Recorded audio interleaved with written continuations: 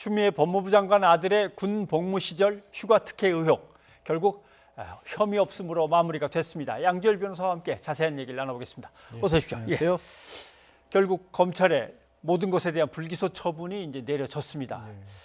근데 이제 흘러나온 얘기는 대검하고 수사를 맡은 동부지검 사이에 서로 의견이 달라서 그래갖고는 안 되지 않아 이렇게 했다는데 이걸 이제 사실 그대로 믿어야 되는 건지 언론이 쌈을 붙이려고 슬그머니 흘리는 건지 요즘은 이게 판단이 좀 어렵습니다. 이제 검찰의 공식적인 입장은 예. 사실 이제 수사팀과 대검 사이에 의견 조율을 하는 것은 일상적인 절차라는 거고 그 의견 조율을 한다는 것은 그 안에서 다른 생각들이 나오기 마련이지 않습니까? 그런 예. 부분들이 있었다는 것은 그러면 검찰에서 부인하고 있지는 않지만 예. 말씀하신 바와 같이 그게 꼭 싸우는 거 모양새로 만들어야 될 필요성이 과연 있을까?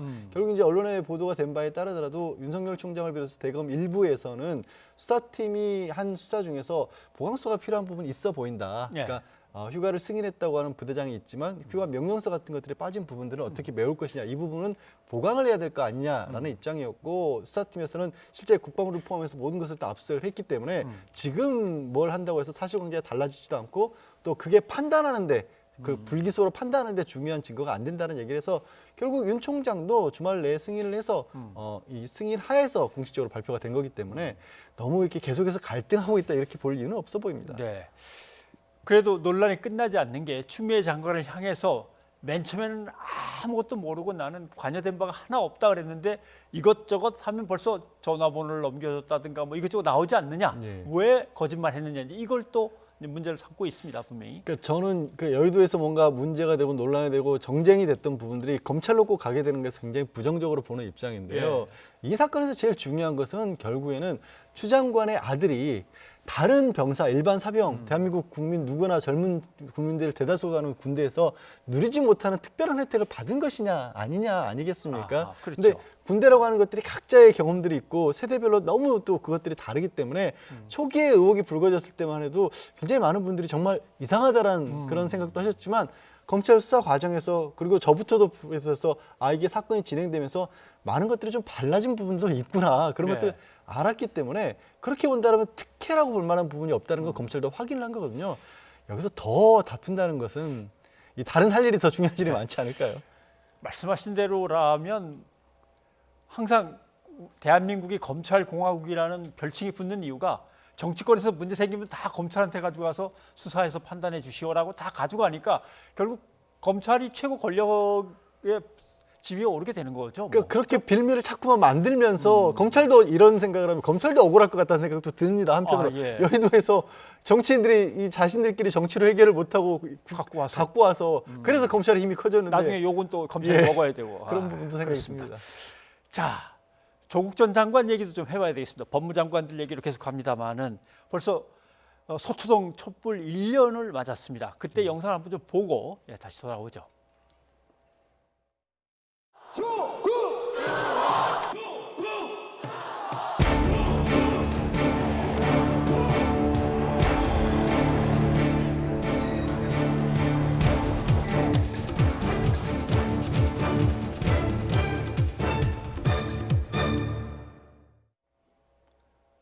네, 벌써 1년이 됐군요. 서초동도 또 반으로 나눠서 진보 보수 집회가 열렸습니다만은 공방이 여전히 치열한 거죠. 사실 그러니까 정치적인 어떤 이해관계 내지는 입장이 다른 부분하고 사건을 객관적으로 바라보는 거는 좀 구별을 해야 되는데 조국 전 장관 관련해서는 뭐 객관적인 사실을 떠나서 어찌 보면 이 그냥 입장에 따라서 정치적인 입장에 따라서 이 사건이 그동안 사실 많이 바뀌었고 재판에서 새롭게 드러난 부분들도 많이 있는데 그런 부분들에 대한 어떻게 보면은 다시 어떻게 받아들인다고 해야 될까요? 이런 건 생각보다 많지 않은 게 아닌가. 물론 아직까지 재판이 계속 진행 중인 부분이 더 많이 남았으니까 그러리라 보지만 그렇지 않은 부분들, 그러니까 초기에 검찰이 수사를 했을 때와는 상황이 많이 바뀐 게들이 나오고 있거든요.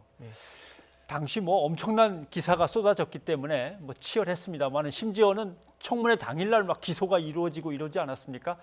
그런데 이제 한 1년이 지나서 그 재판 결과가 다시 기사로 쏟아져 나와야 되는데 뭐 기사가 별로 없기 때문에 쭉 지난 1년간 진행된 재판의 결과만 보면 지금까지 진행은 어떻게 판단하십니까? 지금까지 진행된 걸로 보면 이제 지난해 말씀하신 것처럼 그렇게 정말 요란함을 넘어설 정도의 그런 보도의 내용에 비해서라면 굉장히 초라한 성적표를 검찰이 받고 있다라고밖에는 말씀을 못 드리겠습니다. 예. 대표적인 게 일단은 조 전 장관이 민정수석 시절에 권력을 이용해서 뭔가를 남용을 했다. 그게 이제 사모펀드 부분이 하나가 있고 자녀의 입시 비리 문제가 하나 있는 그런 예. 상황이고 거기에 이 직계 가족으로는 자녀들까지 그리고 이 형제들 그리고 심지어는 이 동생의 뭐 이혼한 그 전 처까지도 그렇죠. 쭉 언론에서는 의혹을 제기했었습니다만 그 중에 실제 이른바 권력형 비리라고 하는 부분들은 아직까지 재판에서는 인정된 바가 없습니다. 물론 정윤식 교수 재판 같은 경우는 아직 결심이 1심 재판이 나오진 않았지만 다른 주변에 공범으로 겹치고 있는 부분에서도 최소한 예. 권력형이라는 비리라고 볼 수 있는 만한 것의 결과는 1심 재판에서는 나온 것이 없습니다. 예. 일단 신호탄은 표창장의 위조였던 것 같습니다. 예. 마치 이제 뭐 국민들은 기생충에 나오는 한 장면처럼 뭐 직인을 오려다가 싹 옮겨서 붙이고 뭐 이러는 것을 상상했는데 재판 과정에서는 그게 여의치 않습니다. 일단 검찰이 말씀하신 것처럼 청문회 당일날 기소를 했을 때는 예. 임의로 도장을 찍어서 위조를 했다라고 공소를 제기를 했다가 나중에 공소장을 바꿨죠. 그 과정이 말씀하신 것처럼 컴퓨터를 기존에 있는 상장을 스캔해서 복사를 해서 예. 오려 붙여서 이거를 조합을 해놨다라는 건데 흥미로운 것은 이게 흥미롭다는 표현이 좀 그렇습니다만은 지난해 그렇게 기소를 했고 검찰에서 당장이라도 법정에서 재연을 해주면 금방 누구라도 수긍할 것처럼 그렇게 보도가 지난해 이루어졌었지만 아직까지도 검찰이 그 부분을 정확히 보여주질 못했고요. 지난 표창장과 관련돼서 마지막 부분에 재판부에서 또 한 번 요구를 했습니다. 검찰이 공소장에 쓴 대로 법정에서 그 방법 그대로 해서 재연을 해봐라. 그런데 재연을 못했습니다. 그리고 아직 한 번 기회는 남았습니다만 재연할 수 있겠느냐는 그 재판부의 질문에 대해서 지난 공판에서는 검찰 측에서는 대답을 못했고요. 그리고 이 정경심 교수가 그렇게 굉장히 복잡한 방법으로 이걸 만들었다고 검찰은 공소를 제기를 했는데 예. 주변의 증인들 뭐 조교라든가 아니면 같이 일을 했던 동료들의 얘기는 그런 종류의 능력을 가지고 있지는 못하다는 게 일관된 증언이었습니다. MS 워드나 썼지 아래 한글은 아예 모른다는 정도의 수준이라고 이제 얘기를 하기도 하고. 근데 이게 표창장 위조 그러면 위조를 누가 했냐, 어떤 방법으로 했냐가 좀 분명히 나와야 되는데 아무튼 표창장이 정식으로 발급됐다는 걸 증명 못하면 결국 위조했다는 뜻 아닙니까? 이 정도의 얘기 같아가지고 좀 아직은 좀 납득하기 좀 어렵습니다. 지금 말씀드린 것처럼 이제 정 교수 같은 경우에 11월 초에 마지막 재판을 하고요. 거의 지금 마무리 단계에 있기 때문에 이 1심 재판의 결과도 나올 텐데 주변 아까 말씀드린 것처럼 일단 권력행위라고 불릴 수 있는 부분은 없지만 상징적인 사건이 된 것 같습니다. 사실. 그러니까 이게 어떤 대학의 그 봉사상인데 그것도 고등학생에 대해 주어진 봉사상에 대해서 과연 이렇게까지 뜨겁게 재판을 해야 되느냐라는 근본적인 회의도 있습니다만 어쨌든 그 결과가 이제 곧 나올 겁니다. 예. 1심이 나오는데 결과가 어떻게 나올지 모르겠습니다만은 양쪽 다 뭐 항소할 것 같은 느낌도 들고. 왜냐하면 만약에 무죄로 나온다고 해도 검찰 입장에서는 검찰이 또 이게 정말 말씀드린 것처럼 상징성을 띈 사건 아니겠습니까? 이게 무죄로 나올 때 지난 검찰이 1년 동안 수사를 하고 재판했던 부분에 대한 정당성이 굉장히 많이 훼손될 수가 없고요. 사실 이제 언론에서 자세히 다루진 않아서 그렇지만 이미 지난 이제 조 전 장관의 동생 같은 경우는 6개 혐의 중에서 다 무죄고 1개만 그렇죠. 그것도 개인 비리만. 그래서 정말 이례적으로 재판부에서 판결을 하면서 나머지 혐의들이 다 무죄이기 때문에 형을 감형해 준다라는 그런 말이 들어갔을 정도로까지 이례적인 사건이었거든요. 그런 일들이 지금 반복되고 있는 상황입니다.